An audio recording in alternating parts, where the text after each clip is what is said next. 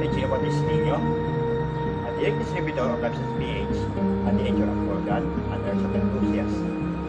So, pasensya na ngayon dahil ang tagal ko na nanahimik dito sa segment na to dahil busy na sa mga gawain, sa mga trabaho dito sa city. Alam mo naman ibig sabihin nun. Ngayon, diretsahin ko na naman kayo para dito naman sa panibagong episode dito sa remake na to. So this time, special episode ito na magiging topic dito para sa linggong ito ngayon. So, bagong lahat, sponsored by Dagon ni Aling Beba. Okay, simulan na natin ang bago natin special episode dito sa remake na to na nilathala at ibinigay dito sa akin Dr. Tomoko Chiyo ng Crazy Ones. So ito, on the special episode of Ninja's Rebels Remake Season 4 known as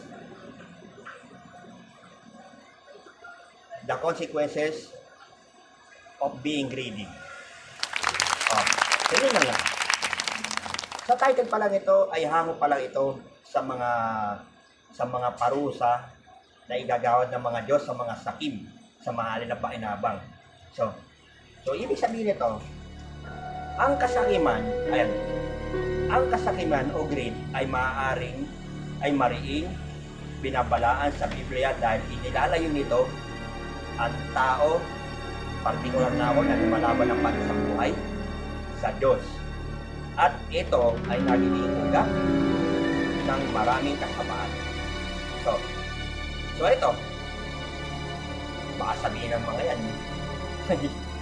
Alam mo na ibig ko sabihin yan. So, hindi na ako nagsasalita niyan. Talata ng Biblia ang nagsasabi nito. Kung hindi galing, kung saan yung galing to, huwag nilang paniwalaan. So, paano masasabi na magiging consequences sa lahat ng mga tao na lagi sa mahalin na pakinabang? So, isa-isay natin lahat ng mga talata ng Biblia para sa mga tukbol na nasa Biblia nito. O yan. Unahin natin ang kawikaan nito o Proverbs 1 verse 19. So, ibig sabihin nito, ganyan ang mga lakad ng bawat sakim sa mahalin na pakinabang na nag-aalis ng buhay ng mga may-ari na yun. So, ibig sabihin, puti yung pagiging spend nila sa abo nila kahit sa ganong galit na mga bagay na wala ng katorya-torya. Sabihin nila natin, ang mga mayayaman, ang mga meron, nagkakaroon lalo pa nadadagdagan samantalang ang mga nasa mahirap at nag-iisa na sa kanya kukunin pa. Ganon ang mga sakit sa mahalin na pakinabang. So, sunod natin dito. Wala muna tayo patawa kasi seryo. Usapan to. Lalo-lalo lang pag ito ay para sa mga tao na sa order of battle ko ngayon. So, sunod. Ecclesiastes 5:10. Nasabi, siyang umiibig sa pilak ay hindi nasisiyahan sa pilak o siya ay umiibig sa kasaganaan ng pakinabang. Ito man ay walang kabutihan, walang kabuluhan. Kahit na yung mga nangangalakal sa kalsada na mga taong sabihin natin mga hikaos na mayroon pa sa daga na partikular na ako na lumalaban ng batas, kino-question na nila. Pinagbabawalan ba? Tangin. Yan ang part pa rin ng pagiging isang masamang tao sa sanlibutan na to. Yan ang pinairealin ng pagiging attitude. Palibasa kasi yung mga tao dito minsan sa sanlibutan na to, puro entitled. Gusto sila lang umangat, sila lang gusto yumaman. Paano naman yung mga nakalubog sa kalihirapan? Ibis na tulungan na itayo mula sa kalumbukan, ay lalo pang ilulog mo. Yan ay hindi maganda sa paningin ng Diyos. So, sunod. Habakuk 2:9. So, ibig sabihin dito, ikaw ay naghaka ng ikahihiya iyong sambayan sa pag-iiwalay ng maraming tao o sa pagkabahagi at ikaw ay nagkasala laban sa iyong sarili. Ayan, lahat ng tao sa lipunan ito, they really cause a lot of havoc here. In my turf, in my workplace, lahat kasi gumagawa sila ng pagkaabahabahagi. Bukod pa sa pagiging saim sa mga ng pakinabang. So, sunod, Mateo 27, versikulo 5. So, ibig sabihin nito, ang kanyang ibilog ng sa santuaryo, ang mga putol na pilak at umalis at siya'y yumao na nagunti. Parang si ano yun eh, yung ipinagbili si Yeso Cristo ni Iscariote sa halagang 30 pieces na pilak. Ngayon, napagtanto niya, hindi niya tinanggap, inihagi sa santuaryo. Umalis at siya nagbinti. Ganyan ang magiging kaparusahan sa lahat ng mga tao na naaagawa ng mali. Yung pagiging sain sa apwa nila. Tatamasahin nila ang magiging kapama sa apwa nila. So, agreed? Good. Next is 1 Timothy 6 verse 9. Sabi dito, datapwat ang mga masisipag nasa mga nagsisipag nasa yumaman ay mahuhulog sa tukso at sa silo at sa maraming mga pitang hangal at naakasama na siyang nagkalugmok sa mga tao sa kapamakan at kamatayan.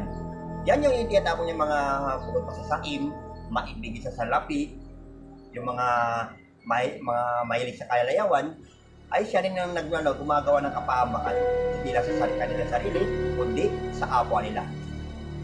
Sunod dito, Santiago 5, versikulo 3, ika nga, na sabi dito, ang inyong gito at pilang ay kinakalawang na, at ang mga kalawang ito ay siya nagiging patotoo laban sa inyo. At gaya ng apoy na lalamunin ng inyong laman.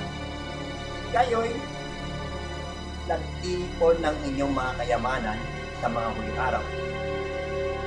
Kung tutusin, aanin niyo pa yung mga lintik na kayamanan na iniipon-ipon sa sanlibutan, kinaalawang naman. Yung ganda, kumukupas din. Yung bahay, yung mansyon, yung kotse nasisira, yung iPhone mo na bagong edition o Samsung na bagong bili mo, naluluma yung mga gamit. Pero yung kayamanan sa langit ang pinakamahalaga sa lahat. Yan, yung mga kayamanan nyo yung inipon dito sa lupa na to, di nyo naman madadala sa hukayan. Hindi nyo madadala yan sa hukayan, sa totoo lang. So ibig sabihin nun, ang lesson dito sa mga bibitaw ko sa mga tolongis dito sa sanlibutan na to, huwag po tayong masyadong sakim sa mahalin na pakinabang.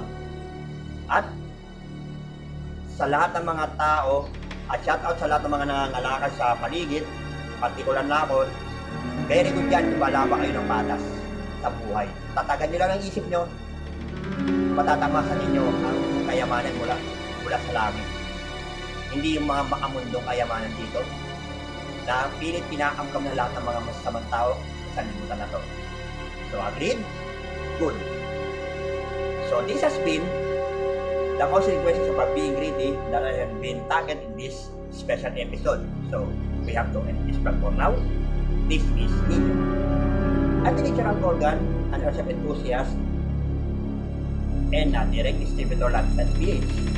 So, like, share, and subscribe sa lahat ng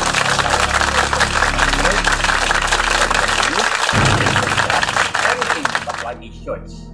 So, sit back, relax, and enjoy the show. See you around. God bless.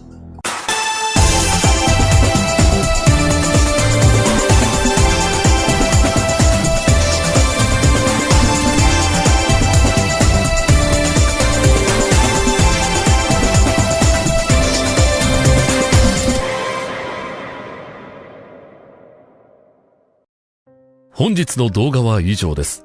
ヒューマンバグ大学では闇をテーマに様々な物語を展開していきます。他の動画もぜひ。